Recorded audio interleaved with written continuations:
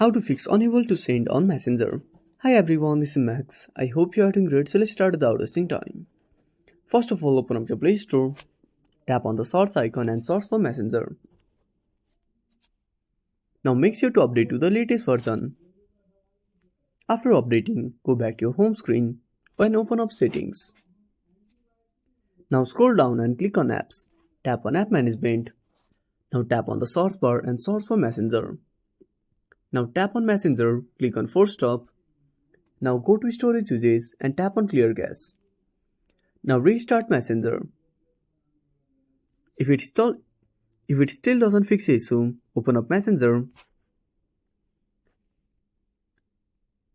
Now tap on the three lines. Click on settings. Now scroll down and tap on privacy and safety.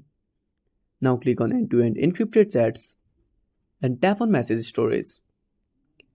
Now click on turn on secure storage. Now enter your PIN.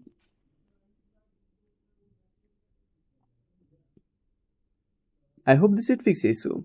If you found this video helpful, smash that like button and subscribe our channel for more awesome content. Have a burning question or want to suggest a topic? Drop down a comment below. This is Max signing off until next time.